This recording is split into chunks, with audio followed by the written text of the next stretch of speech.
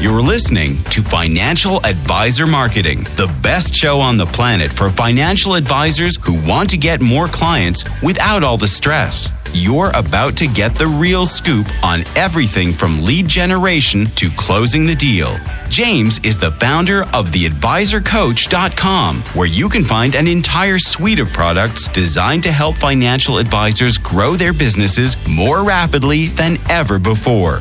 Now, here is your host, James Pollard. Many financial advisors have a to-do list that resets to zero every single morning. You wake up and the marketing starts at nothing. You have to post something. You have to manually send an email. You have to make the calls. You have to show up to the networking event. And if you do all of that, clients come in. Everything is cool. But if you stop, like if you get sick, if you take a vacation, if life just happens, or maybe you just want to stop, the whole thing will stop with you, or at least slow down quite a bit. That is not a marketing system. I am all about marketing systems, and we're going to talk about that in this episode. You hired yourself to do manual labor, and the second you clock out, production stops. So here's what I'm going to give you today.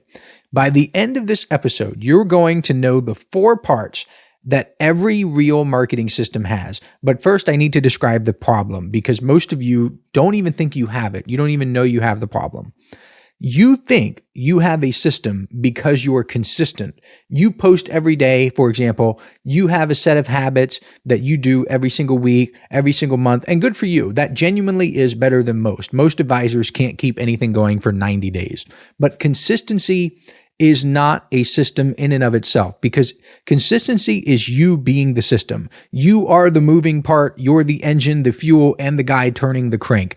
And anything that depends on you showing up every single day is a treadmill you've gotten really, really good at running on. And I understand that I'm a little bit of a hypocrite right here, because I'm telling you this in a podcast episode that requires me to be here to record it.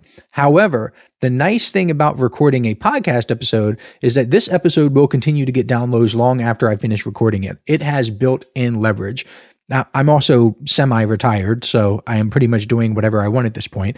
If that wasn't already obvious to you, it should be now, because I frequently post online and write in my emails about going to the gym in the middle of the day, going to the gun range, going to the beach. Like, I have spent so much time at the beach this summer, it is unreal. So if it's not already obvious to you that I'm just kind of doing whatever I want, it really should be now. But let's assume that I was in growth mode. If I was in growth mode, I would be much more cognizant of how I build marketing systems, because this concept is about your income ceiling. When your client flow depends on your daily effort, your income is capped by your energy. And there are only so many hours, there's only so much of you, you only have so much energy. The advisors who have been stuck at $200,000 a year, for example, for 5 years, a lot of them, they're stuck because they have built businesses that require them personally to generate every single opportunity. They are the traffic source and the follow-up and the entire machine. Now, compare that to advisors who build things that run in the background. This is stuff like content that gets found on Google at 2 a.m. by people who can't sleep because they just inherited $400,000 from a parent who passed away. They have no idea what to do and they're scared, so they're Googling what to do, or they're going to ChatGPT or Claude and getting recommendations there. Another example is an email sequence. We're going to use this as the example in this podcast episode that warms up leads that you talked to 8 months ago and you forgot about them, but your email sequence continues to work for you.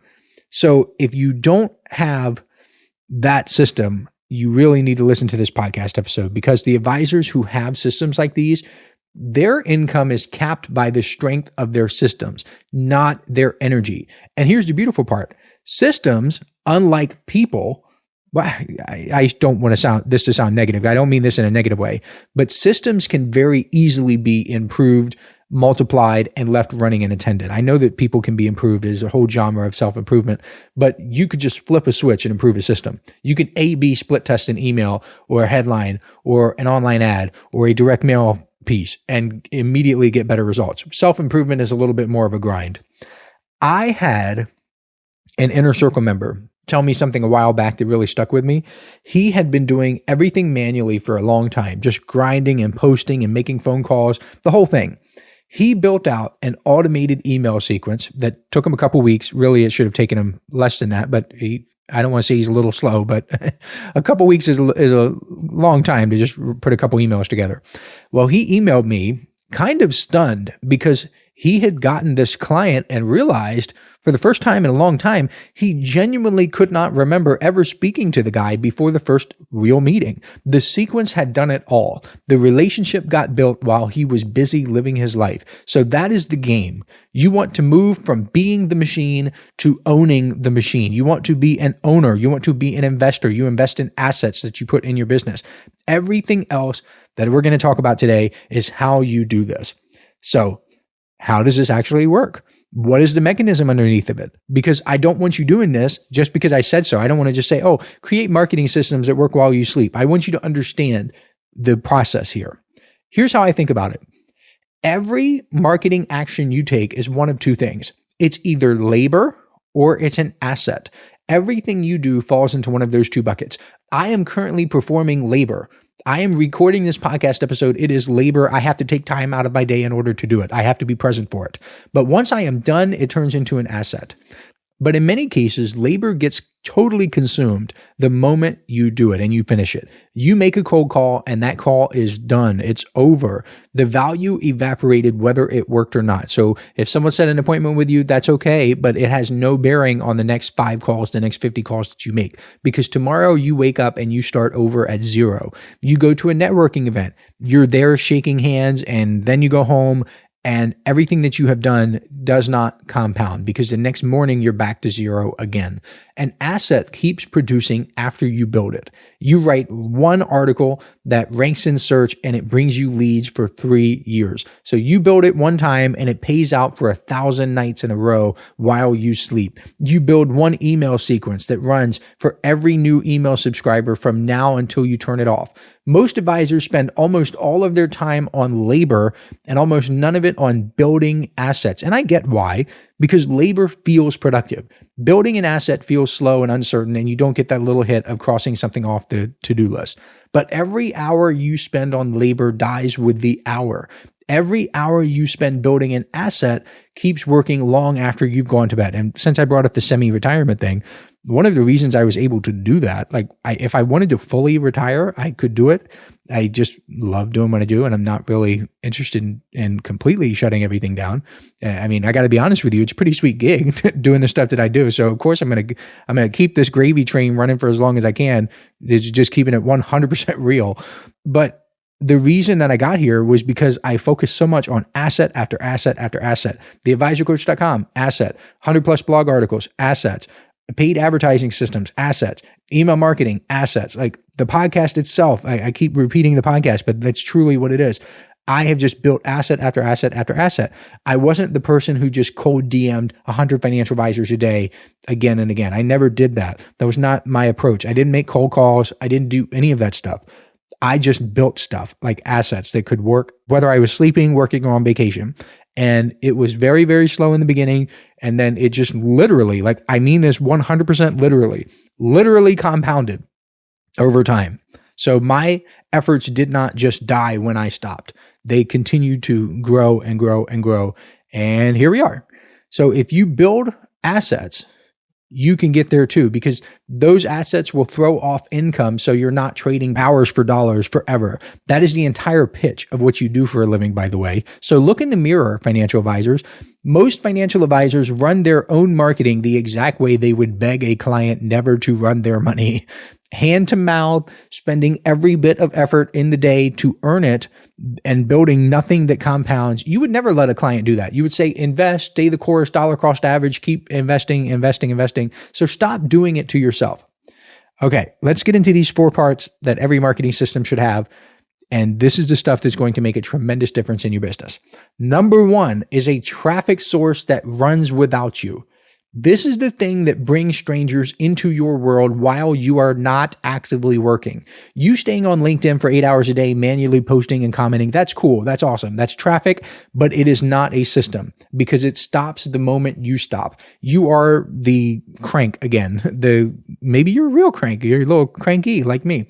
A traffic source that runs without you looks like content that ranks in search. It looks like a podcast episode that keeps getting recommended months after you posted it, maybe a YouTube video. It looks like paid ads running on a budget that you set one time and you let it run. I've got Facebook ads running right now that I legitimately, other than a few tweaks to the audiences where Facebook changes their rules, I have not changed these ads since 2018. And if you are a financial advisor on Facebook, you have likely gotten so tired of seeing these ads, but I am sorry, I'm not going to turn them off because they work. And when ads work, that is what you do. You let the suckers run. That is what the system looks like, where you're just generating traffic. But number one is that part traffic that comes whether or not you do anything. Listen up, financial advisors. This is something special I'm doing exclusively for people who listen to this podcast. If you subscribe to the Inner Circle newsletter over at theadvisorcoach.com/coaching, I will send you a collection of 7 copyright-free emails personally written by me that you can use right away to begin getting more clients. I call these my objection-busting emails because they're designed to overcome the biggest objections financial advisors face. All you have to do is send me an email letting me know you've subscribed, and I will reply back with a link where you can download them for free. I originally offered these in the May 2024 Inner Circle newsletter issue, and it was one of the most popular bonuses I've ever given away. Today, these 7 objection-busting copyright-free emails are only available to listeners of this podcast because I'm not mentioning them anywhere else. Go to theadvisorcoach.com/coaching to subscribe today. Now, back to the show. Number 2, a capture mechanism, because traffic is really worthless if it shows up, looks around, and walks out with no trace. And a lot of financial advisor websites are exactly this. People come, they read a little bit, they leave, and you have no idea they were ever there. All that effort to get them into the metaphorical door, and you let them leave like strangers. The capture mechanism turns an anonymous stranger into a contact you can actually reach. 95% of the time, that's going to be an email opt-in. That's what I find myself recommending again and again. You want to have something there that is worth trading an email address for. This is almost always a lead magnet, like a valuable PDF where the right person sees it and says, I absolutely have to have this. It is irresistible. They give you the email address and you can stay in touch. So the offer has to be specific and valuable enough that the person in your market can't help but take it. I cannot stress that enough. I find myself saying that all the time on the Inner Circle office hours sessions. I kind of get really tired of it when people say, oh, well, should I do this for my lead magnet or should it be this? I put this little checklist together. Like, I don't think you understand. The lead magnet has to be amazing. It has to be something that people must have. And it's so important because it will transform the economics of your business. Imagine how much better off you will be if just 50% more, I say just 50% more, but it's a lot, right? 50% more people decide, I would like to stay in this financial advisor's world because this opt-in, this lead magnet looks so incredible. I have to have it. That would have an enormous downstream impact on your business, especially if you improved your sales process, if you improve your discovery meeting, if you improve the top of your funnel, if you do all of the other things that I'm talking about and you have an amazing lead magnet, it legitimately could be the most impactful thing you ever do. But enough about that. Let's move on. Number 3, a nurture sequence. Because most people are not ready to become clients the day they find you. They're just curious. They're not committed. They're poking around. And if you capture them and then do nothing, which is what a lot of people do, that little flame of interest cools off and dies. You had them and you let them go cold because you didn't have anything ready to keep the relationship alive. The nurture sequence, like daily emails, if you have been in my world for a long time, this is kind of what this is what warms them up automatically over time without you.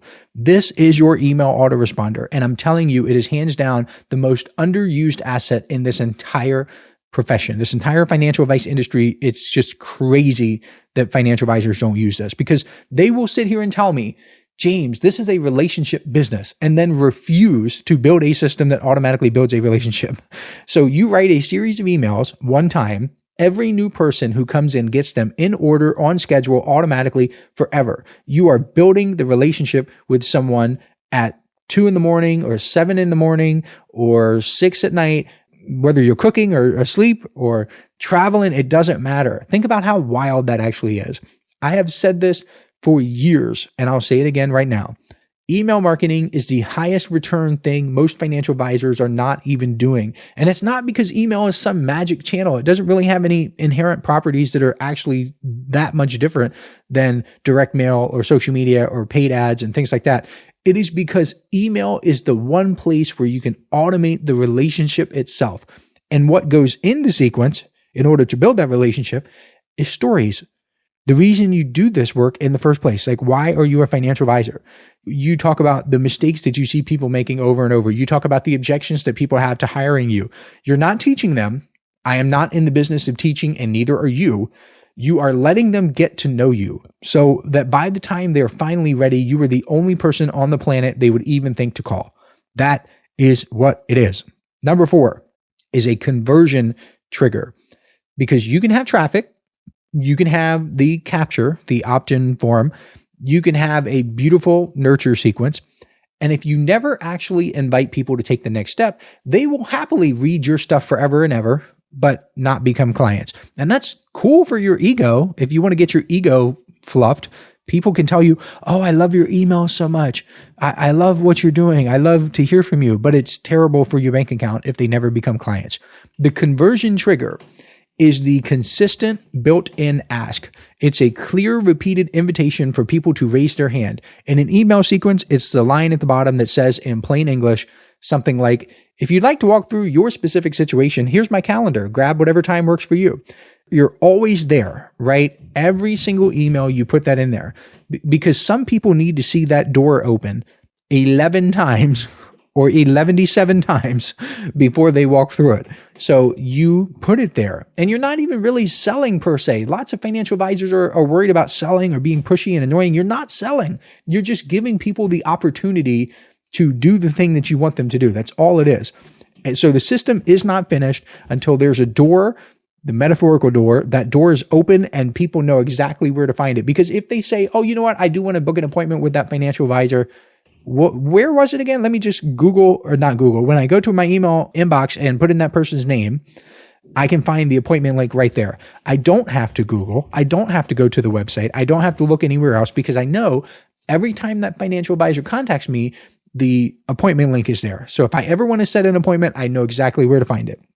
Now, you probably already have 1 or 2 of those 4 parts in your business. Maybe you've got all 4, but they're just half built. Lots of people have some parts. So the real question is not, do I have all 4? It's which one is broken right now? Because a system with 4 parts fails at whichever part is the weakest. And I can usually tell you which one it is from the symptoms that I'm going to tell you here. So let's play doctor and figure out your symptoms. Symptom number 1, nobody's finding you. Your numbers are just tiny. So if you come to me and say, James, nobody is finding me, that's a traffic problem. So go back to part 1. You don't have enough strangers entering the top of your world. So everything downstream, it's just starving. It doesn't matter how good your opt-in is if 4 people a month see it. So you need to fix the traffic problem before you touch anything else. Symptom number 2, let's say you come to Dr. James and you say, Dr. James, I actually get visitors. I get a lot of views. My website gets traffic, but people aren't opting in. People aren't becoming leads. So that's a capture problem. That's part 2. People are coming and leaving anonymously. You don't know them. It's like your world doesn't change at all. It means your opt-in is weak or it's non-existent. You just need to fix that. Symptom number 3, let's say you roll up to me, Dr. James, I get my stethoscope, I put it on your chest and I say, tell me the problem. And you say, I get leads, but they go cold. They never turn into anything. That is a nurture problem. It's part 3. Okay. You see the pattern. I'm going through part 1, part 2, part 3. So you captured these people and you did absolutely nothing with them. That little flame of interest went out because you had nothing ready to keep it alive. So build the sequence. Symptom number 4, let's say you come to Dr. James's office. I tell you to drop your drawers. And you say, wait a minute, I'm not here for that. You say, James, people love my stuff. They tell me that they love everything that I send. They love what I do, but they never become clients. That is a conversion trigger problem. That's part 4, because you built the audience. You did a great job on part 1, 2, and 3, but you didn't ask your audience for anything. and fix those things in order. Traffic, then capture, then nurture, then conversion, because a leak upstream alters everything downstream. And there's no point really in perfecting your email sequence if nobody's getting captured to receive it. It's just backwards. Why would you perfect something that nobody's ever going to see? And I want to wrap this up because I'm really rambling about a lot of these things, but activity really makes you feel productive.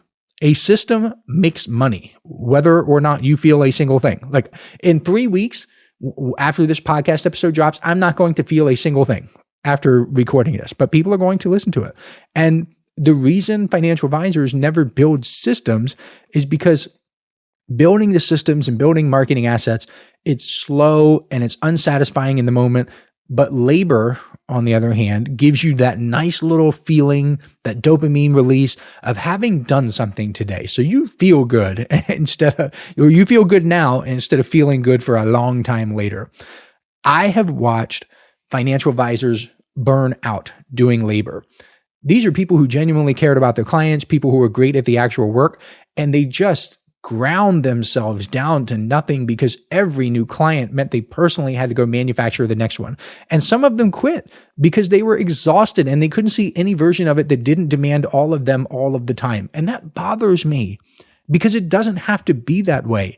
The work that these financial advisors were already doing to get clients, most of it could have been built into something that kept working without costing them another piece of themselves every single day. I don't want that to be you. That's the reason I keep hammering this. So if this is landing for you and you actually want to build these systems instead of just nodding along to a podcast episode and then going right back to the old stuff tomorrow morning, that is exactly what I do inside the Inner Circle. Keep in mind that email marketing, what we talked about in this episode, email marketing is just one example of a system that you can install in your business. There are so many other examples.